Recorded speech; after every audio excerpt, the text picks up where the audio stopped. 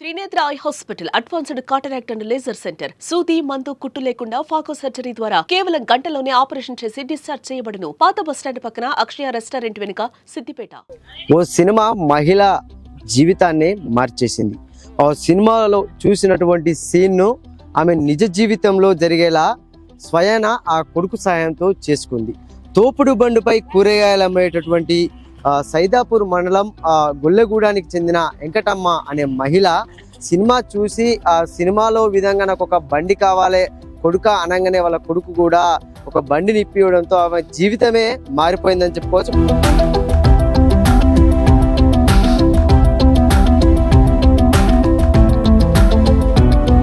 ప్రస్తుతం మనతో పాటు మాట్లాడేందుకు వెంకటమ్మ అయితే ఉన్నారు. ఒక 2 వీలర్ వాహనాన్ని, ఎక్సెల్ 2 వీలర్ వాహనాన్ని ఆమె తీసుకొని ఇదే 2 వీలర్ పైన ఎన్నో ఏండ్లు కూడా ఆ కూరగాయలు అమ్మింది. అంతకు ముందు తోపుడు బండిపై ఈమె గ్రామంలో కానీ అటు పక్క ఉన్నటువంటి ఆకునూరు గ్రామంలో కూడా కూరగాయలు అమ్మేది. తర్వాత ఈ బండి తీసుకున్న తర్వాత ఆమె యొక్క లైఫే చేంజ్ అయిందని కూడా ఆమె చెప్తుంది. చెప్పండి వెంకటమ్మ గారు, అంటే ఈ బండి తీసుకోవాలని ఆలోచన ఎప్పుడు వచ్చింది? మీరు ఎన్ని సంవత్సరాలు ఈ బండి తీసుకొని? ఇప్పుడు బండి తీసుకొని 5 సంవత్సరాలు ఫస్ట్ కరోనా అప్పుడు తీసుకున్నా. నా కాళ్ళు నొప్పులు వచ్చేసరికి ఈ బండికి నేను ఒకసారి సినిమా చూసింటి. ఆ సినిమాలో ఒక అమ్మాయి తల్లి అన్నామే కొడుకుని బండిలో తీసుకుపోవంగా ఆయనకు నైలాన్లు కరపోతే అది ఒకసారి 2 సార్లు సినిమా చూసిన దాన్ని మైండ్ లో నింపుకొని గిట్ల బండి కావాలి కొడుక గిట్ల చేస్తే నడుతుంది, నా కాళ్ళు నడవత్తలేవు అమ్మ అని అంటే సెకండ్ బండి తీసుకుంటానని నేనంటే, సెకండ్ బండి తీసుకుంటే నీకు ఏమయ్యేది ఇలా ఏం తెలియదు కదమ్మా, కొత్త బండి తీసుకొని నీకు పిడి చేయిస్తుంది అని నా కొడుకు అన్నాడు. అదే ప్రకారంగా నా కొడుకు చేయించిండు. చేయించిన తర్వాత ఇప్పటికి 5 సంవత్సరాలు వెళ్ళి 6వ సంవత్సరం పడుతుంది. ఇదే బండి మీద నేను కూరగాయలు అమ్ముకుంటానా. ఇప్పుడు ఏ బండి ఎంత దూరం అయినా వెళ్తాను. నన్ను చూసి సుత ఒక 10 మంది 20 మంది సుత వికలాంగులు ఇదే నా మనం వికలాంగుల బండి చేయించుకొని కూరగాయలు కాకపోతే మసాలాలు బీసాలు అన్ని అమ్ముకుంటారు. వాళ్ళు సుత బాగుపడతారు. నాతోటి ఒక 10 మంది బాగుపడ్డారు. అంటే అంటే ఇప్పుడు మీరు అంటే ఇది వరకు అంటే ఎట్లా అమ్మేది కూరగాయలు? ఏ రకంగా తల మీద పెట్టుకుని అమ్మేదా, తోపుడు బండి ఇట్లా ఉండేనా? తల మీద పెట్టి అమ్మలే, నూకుడు బండి మీద పెట్టి అమ్మేది. నేను ఏ రోజు తల మీద పెట్టిన ఫస్ట్ నేను నూకుడు బండి చేయించుకొని సైద కరీంనగర్ తీసుకొని సార్ వేసుకొని వచ్చి అమ్మిన. ఆ బండి మీద అమ్మి మోకాలు నొప్పులు వస్తేనే మళ్ళీ ఈ బండి చేయించుకున్నా. ఈ బండి చేయించుకున్న తర్వాత ఈ దీంతో మొత్తం లాభ అయిపోయినాక నాకు షుగర్ ఒక బీబీ రెడీ అయితే మళ్ళీ ఇది మరిచి ఇప్పుడు న్యూట్రిషన్ సెంటర్లో పనిచేస్తున్నా. ఇప్పుడు బల్కగా హాయిగా తగ్గించుకొని 14 కిలోల వేడి తగ్గిన. ఇప్పుడు కొంతమందికి నోటి సాయం చేస్తున్నా. నోటి సాయం అంటే ప్రతి రోగానికి ఉన్నది, హెల్త్ కు ఉన్నది, ఆరోగ్యానికి ఉన్నది, ఏటు దగ్గరలను ఉన్నది, ఏటు వెరగాలను ఉన్నది, వర్షమంలోకి ఉన్నది, పచ్చవాతానికి ఉన్నది. ప్రతి మన బాడీలో ఎన్ని రోగాలు ఉన్నాయో అన్ని రోగాలకు న్యూట్రిషన్ ఫుడ్ ఉన్నది.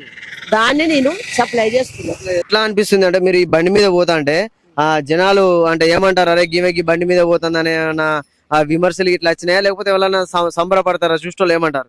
చూసిన వాళ్ళు ఆయమ్మ మంచిగా నడుపుతామని బాగా చెప్తారు. వాళ్ళే పోలీసు వాళ్ళు సుత మంచిగా పోవమ్మని చెప్తారు. మంచిగా డోక లేకుండా పోతావు అమ్మ అంటారు. ఎక్కడ భయపడకుండా పోతాను అమ్మ. నువ్వు మొత్తం మీద టాండేట్ అమ్మని చేయట చూపిస్తారు. నాకు మొత్తం చేయిస్తారు.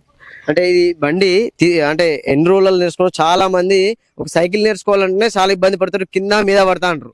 అంటే ఈ బండి నువ్వు నేర్చుకోవడానికి ఎన్ని రోజులు పట్టింది? అంటే ఏమైనా ప్రాబ్లం అయితే ఎట్లా పరిస్థితి? అయితే ఒకసారి ఉట్టి బండి విన్నే మా కొడుకు తీసుకుపోయిండు. ఇట్లా కదా అమ్మ గట్లా అని చెప్పిండు.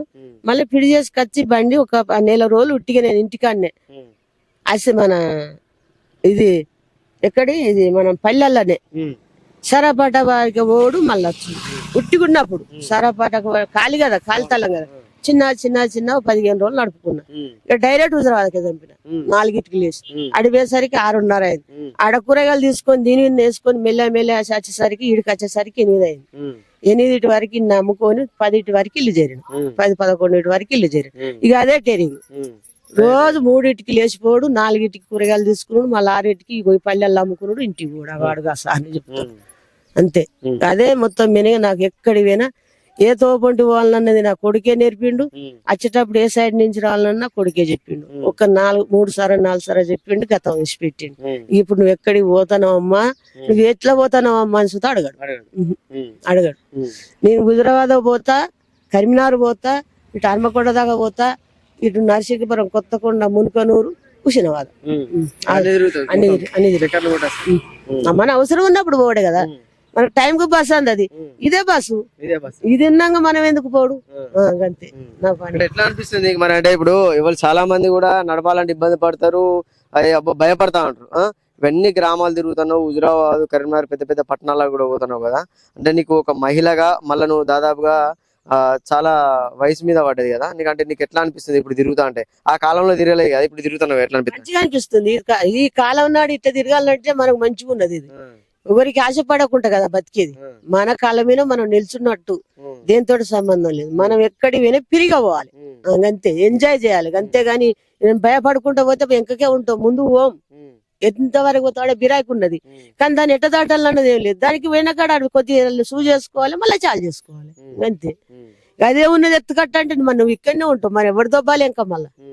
అందు గురించి ఏం తర్వాత వెళ్తా నేను. అంటే మామూలుగా ఎంత పెట్రోల్ పోయిస్తావు రోజు? ఎన్ని వందల పెట్రోల్ పోయిస్తావు? ఎంత దూరం తిరిగేస్తావు? నేను వాడుకున్నంత వరకు హుజరాబాద్ పోతా. హుజరాబాద్ పోయి వచ్చి నేను మళ్ళీ 2 పల్లెలు తిరిగేటట్టు 200 పోసుకుంటా. 2 రోజులు 2 పల్లెలు 3 పల్లెలు తిరుగుతా. హుజరాబాద్ పోతా, హుజరాబాద్ నుంచి మళ్ళీ వస్తా, మళ్ళీ నింపుకొని మళ్ళీ పోతా. మనం వాడుకున్నట్టే అవుతుంది అది, వాడుకున్న తీరు.